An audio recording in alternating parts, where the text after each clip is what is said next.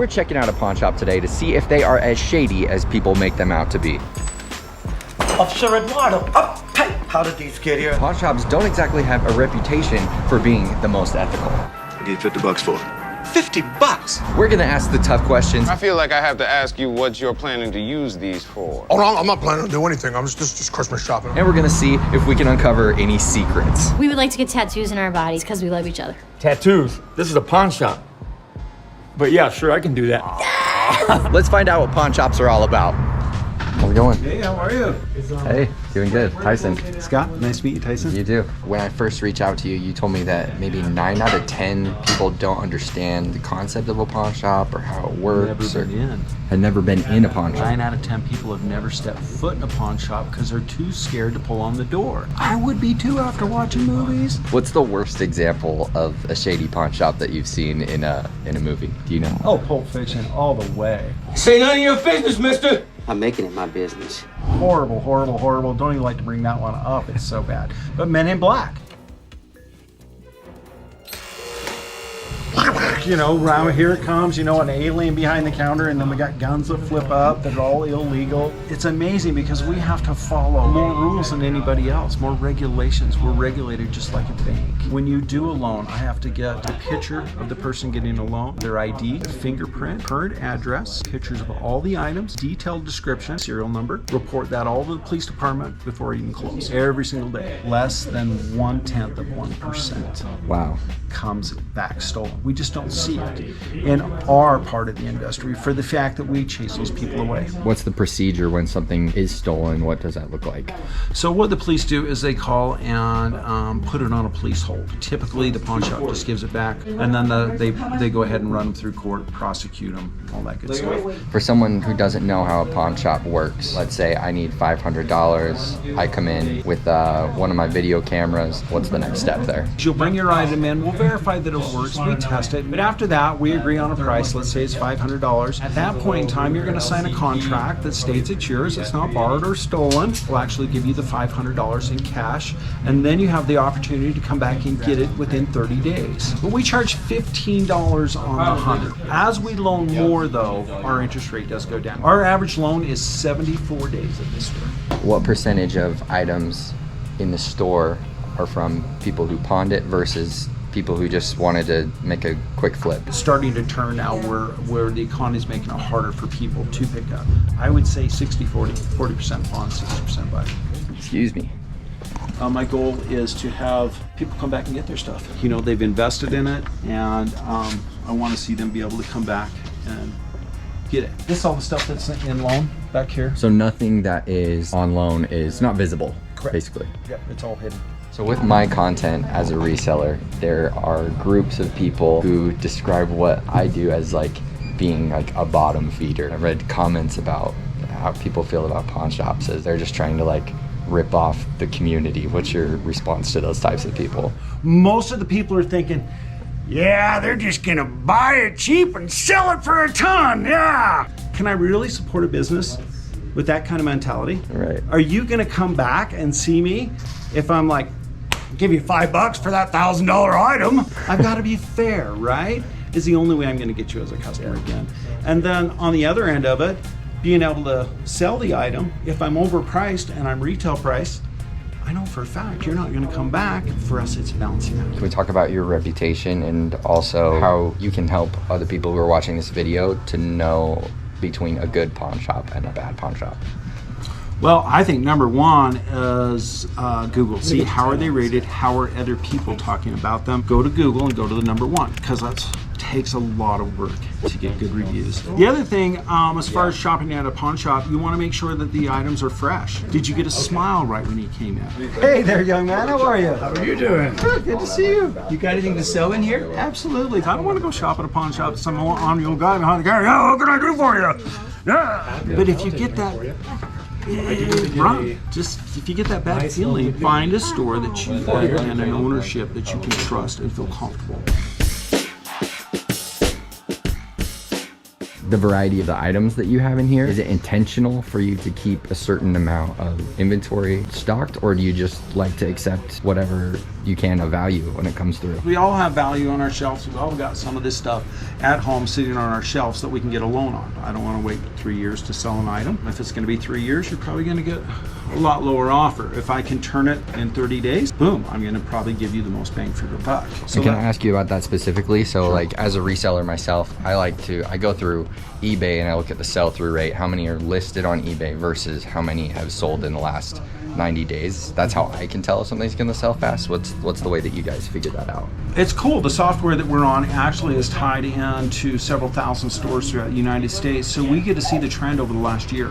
What are they selling for nationally? What's the average of what we should be pricing it? We use several different ways. We use eBay, Amazon, Google, KSL, our software, and we take a combination of everywhere. And we're not only looking for a fair price, we're looking for what's a good deal. If I can take a Louis Vuitton, help somebody out, just over $2,000 in excellent condition, there you go, 600 bucks. Louis doesn't have stuff on sale. They never have sales. But then how do you know it's real? Because we pay entropy. It's an actual professional service that takes microscopic pictures of the items. We print out a certificate of authenticity, and that way we can pass on good quality product. I've heard you talk about sneakers and whether or not they're genuine. We make sure we use check on our sneakers just to make sure that everything's legit. I looked up some of the worst pawn shops in the area, and without saying names, there's one that's very, very close to you. Okay, It's funny. okay. And a couple of the reviews they talked about, they had bought some gold from them. It was a much lower carat, and then they approached them about it and they said, no, like the sale's final, sorry. It only takes one bad transaction for a pawn shop to be on the news going, oh man, they're all bad, right? But boy, eBay can get away with it. All these different companies can get away with it. But boy, I'll tell you what, we've invested $75,000 in modern testing equipment. One of the most common ways to test gold is when you go into a store, they're going to go like this and they're going to scratch the gold right on there. But actually they're scratching the ring at the same time. And then what you want to do is you want to grab some 14 karat acid. And so then when I put acid on it, the gold is going to stay. So if it's not 14 karat gold, it's going to disappear if it's plated. So this is how most places will test your gold. I don't believe in it. One of the first things I'm going to do is I'm going to grab an earth magnet and see whether or not it sticks to an earth magnet. Earth magnet's the most powerful magnet in the world, 10 times stronger than a refrigerator magnet. So it will grab that fake stuff. We use a thermo-scientific analyzer, and what you're gonna do is there's a little camera right in there, okay? And what we're gonna do is we're gonna get my ring right there so that it's right in front of the camera. And what that does, it does an x-ray and tells me that 58% of that stuff is gold, and that weighs out 19.2 grams, and then I would pay accordingly. Is this something that's like standard for pawn shops to have? There are a few now that are starting to get it. This is a major investment. It's $20,000 to get started. One of the fun facts about a jewelry store is most of the diamonds are used already. They don't cut a brand new diamond to throw it in a ring. They buy it from international wholesalers that we sell to. Put it back in a brand new ring. So the new wedding ring somebody could have, the diamond could be from a pawn shop and they don't even know it. Don't even know it.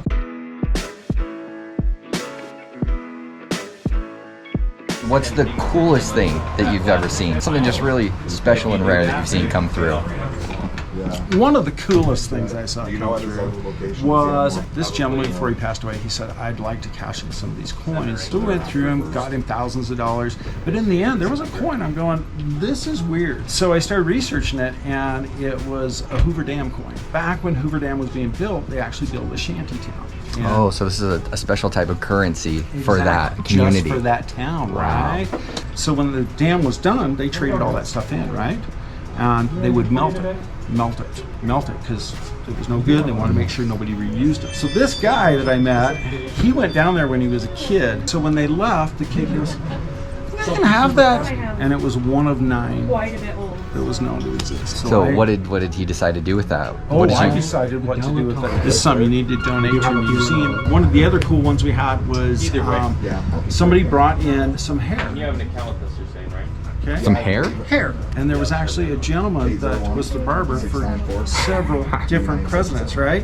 he stashed their hair after he cut it. He brings in 3 different presidents of hair and asks me to buy them. Really? We paid money for them, and we actually sold them. So Really? yes. So I that's how heard the weirder the item, sometimes the quicker it goes. Is that a yeah, it can be. true statement to you? Yes, that was an oddity. Somebody. What do you sell Jimmy Carter's hair for? Oh, I think it went for like 30 or 40 bucks. So it was Still, I mean- it was just silly. So I heard back in the day, before they had credit cards, that pawn shops were the main source of how someone could get money. Do you know anything about that? Is that? Absolutely. You know, the pawn industry back in the 30s and 40s was really clothing. Families would bring in their Sunday best suits, come back Saturday when they got paid and pick their suit up so they could go to church. Even Christopher Columbus, the Queen pawned her jewels to get the money to finance Christopher to be able to do that. What are your thoughts on shows like Pawn Stars? How accurately they depict what you do? Pawn Stars was the best thing that ever happened to our industry, because I've been doing it 25 years. Pawn Stars made it cool to go in a pawn shop. As far as all that stuff seems to be really set up to me. I don't have a friend I phone. Do you mind if I have a guy come in and take a look at the signatures? Can you wait around so I can get someone to look at it? I do have a friend who's a paleontologist. If I can get him down here to take a look at it. I've got me, you know, at School of Hard Knocks, right? That's right. But in all of our testing equipment and our knowledge is what we use. The customers typically know what they've got long before I do, because they've done a ton of research on it, right? How do you feel about resellers? Do you ever see people come in here looking to find something to take off your hands to then resell? Yeah, I see people all the time purchasing items from us they know they can make money on, because we don't sell on eBay.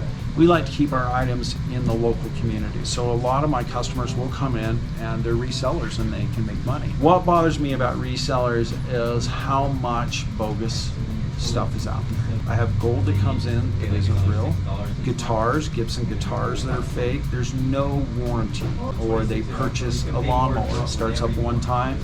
Where is this guy? I don't know. I just met him in a parking lot, right? Let's say you buy that item. Let's say it's a Milwaukee set. You buy it, Facebook Marketplace. Scott, hey, it was $500. I got it for $75. But guess what? I need help, Scott. So I come down, bebop and down pawn shop. Can I get a loan on this? We get a loan on it. Guess what? Comes back stolen.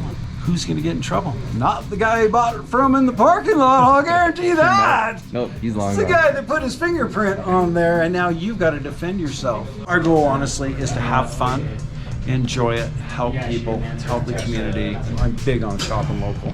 Just did this video at the Goodwill online location. Goodwill takes the best donations that they get and they put them on their own website. The response was people were just furious. They were upset that Goodwill didn't prioritize taking care of the local communities, and so it's good to hear that you guys do that. We do have an online presence, but most people just shop it to come in locally because it's a virtual showroom. They'll come in, you just put this guitar out, can I see it? I saw it last night. I was looking and I was like, oh, I gotta ask them about this computer when I come in, so I gotta take a look at a MacBook before I go. Okay, we'll hook you up, as we say. All right. We'll give you the family discount. Are there any pawn shops that you're aware of that have had horror stories that you've heard of? I don't know a lot of them, but I know you attract what you are. So if you're sketchy, you're gonna have sketchy clientele.